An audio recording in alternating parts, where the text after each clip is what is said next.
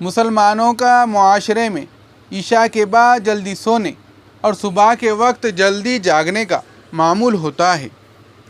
چنانچہ صحابہ کرام کے زمانے میں تہجد کے وقت اگر کوئی آدمی شہر کی گلیوں میں چلتا تھا تو گھر گھر سے قرآن پڑھنے کی یوں آواز آتی تھی جیسے شہد کے مکھیوں کے بھنبھنانے کی آواز ہوتی ہے۔ اس لیے ہمیں چاہیے کہ ہم صبح کے وقت اٹھیں، عورتیں صبح کے وقت اٹھ کر نماز پڑھیں، اگر تہجد پڑھیں تو کیا ہی بات ہے، قرآن پاک کی تلاوت کریں، درود شریف پڑھیں، استغفار پڑھیں۔ صبح کے وقت گھر کے اندر عبادت کا کرنا پورے دن کو منور بنا دیتا ہے۔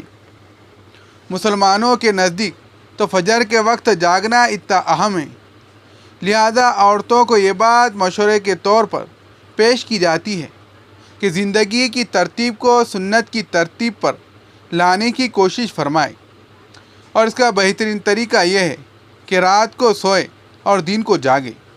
عشاء کے بعد کام جتنا جلدی سمیٹ سکے سمٹے اور جلدی سونے کی عادت اپنائیں تاکہ تہجد میں فجر میں آنکھ کھل جائے، انسان کے جسم کی نیند کا تقاضا بھی پورا ہو جائے، اور صبح کے وقت جب آنکھ کھلے تو اللہ تعالیٰ کا حکم بھی پورا ہو جائے۔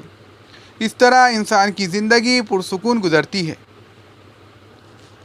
ایک اور اہم بات جس کا میاں بیوی کو بہت خیال رکھنا چاہیے کہ بچوں کے سامنے بحث و مباحثہ کرنے سے بچا کرے۔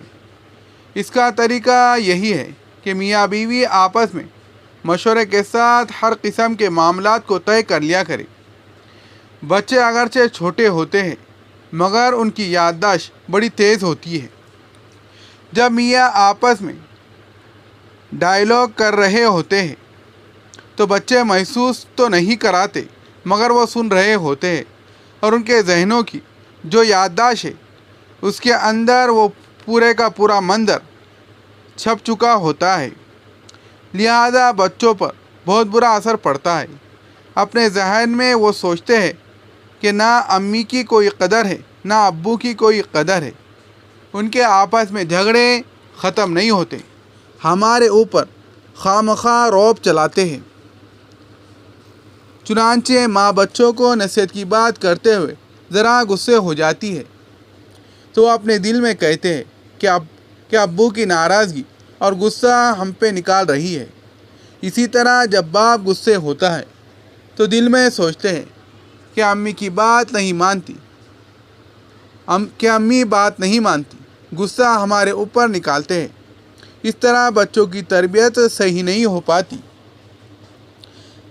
جب کسی گھر میں اللہ تعالیٰ اولاد والی نعمت عطا فرما دے تو میاں بیوی کو عقل کے ناخن لینے چاہیے۔ اب ان کی ذمہ داری اور بڑھ گئی، اس بچے کی اچھی تربیت کرنا بھی ان کی ذمہ داری ہے، لہذا بچوں کے سامنے کبھی بھی ایک دوسرے کے ساتھ بحث مباحثہ نہیں کرنا چاہیے۔ جو خاوند اپنے بچوں کے سامنے اپنی بیوی کو ڈانٹ ڈپٹ کرتا ہے وہ سمجھ لے کہ میں اپنے بچوں کو بگاڑنے کی پوری کوشش کر رہا ہوں، اس لیے کہ بیوی نے ہی تو ان کو ٹریننگ دینی تھی۔ جب بیوی کو ہی ڈانٹ پڑ رہی ہے تو بچوں کی نظر میں اس کی کیا اہمیت رہ جاتی ہے۔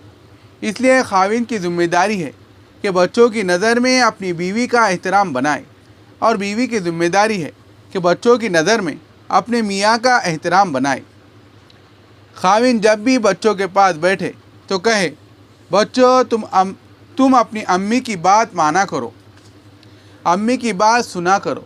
وہ بچوں کی نظر میں اپنی بیوی کا احترام پیدا کرے، ماں کا مقام ذہن میں پیدا کرے، اور جب ماں اکیلی ہو بچوں کے ساتھ تو ان کو سمجھائے کہ بیٹو تم ابو کی بات مانا کرو۔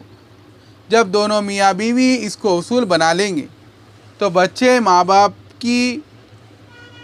ماں کی بھی مانیں گے، باپ کی بھی مانیں گے، اور ان کی اچھی تربیت بھی ہوں گی۔ اول تو بحث و مباحثہ کا فائدہ نہیں، دونوں میں سے ایک جلدی مان جایا کرے کہ چلو میں اس کی بات مان لیتا ہوں۔ بات ماننے میں ہمیشہ فائدہ ہے،